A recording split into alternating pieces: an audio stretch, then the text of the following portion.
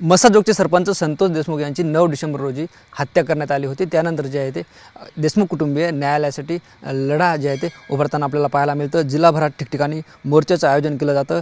काल जे आहे ते जालना येथे मोर्चा पार पडला आणि आज धाराशिव आणि वाशिम येथे मोर्चा होणार आहे। आणि हे देशमुख कुटुंबियातील संतोष देशमुख यांची कन्या वैभवी व देशमुख यांची बहीण या मोर्चात सहभागी होणार आहेत। आपण जर बघितलं तर दररोजच जिल्हाभरात जे आहे ते मोर्चाचं आयोजन केलं जातं आणि याच संदर्भात बोलण्यासाठी आपल्यासोबत वैभव आहे। वैभव, काय सांगशील, काल जालन्यात मोर्चा झाला, आज तू धाराशिव मोर्चाला जातेस, वडिलांना न्याय मिळावा यासाठी जे आहे ते सातत्याने तू लढताना आम्हाला पाहायला मिळते।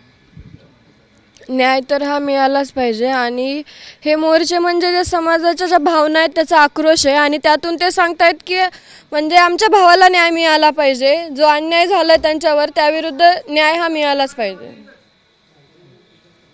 आपण बघतोय काल तू एक व्हिडिओ जो आहे तो सामाजिक माध्यमावर व्हायरल केला होता, तुझं नेमकं म्हणणं काय आहे त्या व्हिडिओच्या माध्यमातून? म्हणणं हेच आहे की पोलीस प्रशासनाचा किंवा CIDचा तपास म्हणजे ते कोणत्या प्रकारे तपास करतायत आणि तो कुठपर्यंत आला याबाबत कुटुंबियांना तर कळालंच पाहिजे, पण पूर्ण महाराष्ट्राला सुद्धा कळालं पाहिजे, कारण की ते सुद्धा न्याय मागतात। त्यांना सुद्धा याबाबत कल्पना यावी की तपास कोणत्या प्रकारे चालू आहे किंवा तो कुठपर्यंत आलाय। यासाठी माझी पोलीस प्रशासनाला आणि सरकारला विनंती आहे की जो तपास चालू आहे त्या वेळोवेळी आम्हाला कळवण्यात यावा। म्हणजे आता देशमुख कुटुंबीय आता सगळ्या तपासावर समाधानी आहे का?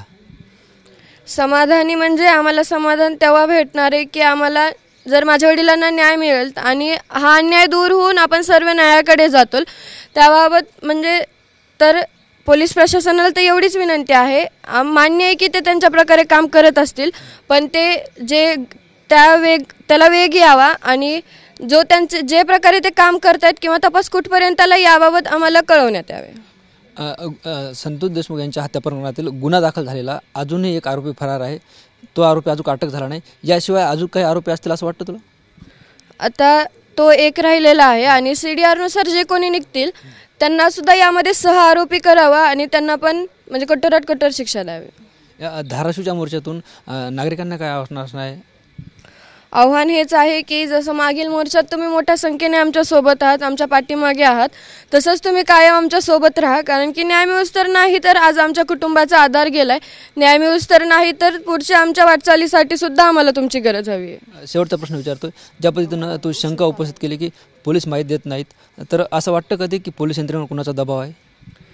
दबाव तर म्हणजे असं याबाबत तर मी बोलत नाही आहे, पण मला असं वाटतं की ते मला एक प्रश्न पडतो की ते का सांगत नाही आहेत आम्हाला, यामागचं कारण काय हे त्यांनी आम्हाला सांगावं। निश्चितच ही वैभव होती, पोलिसांनी जे आहे ते तपासाची माहिती आम्हाला दिली पाहिजे, जेवढी माहिती देणं शक्य आहे तेवढी तरी दिली पाहिजे असे त्यांनी जे आहे भावना व्यक्त केली।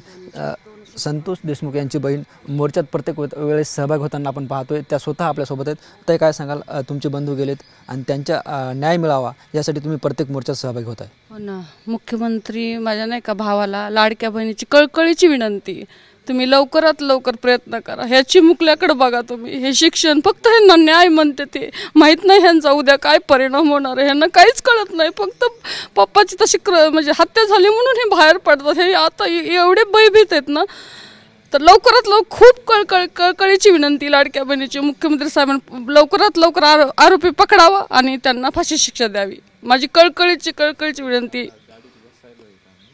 एवढंच मला बोलायचं आहे।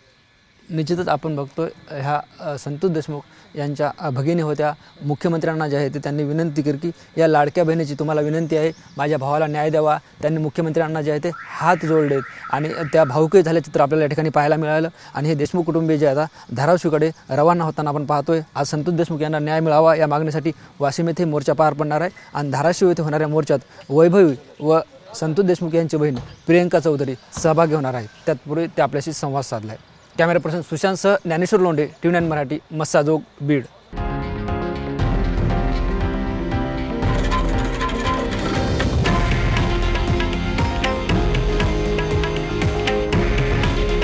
हे आहे देशातील नंबर 1 न्यूज नेटवर्क आणि आपण पाहत आहात TV9 मराठी।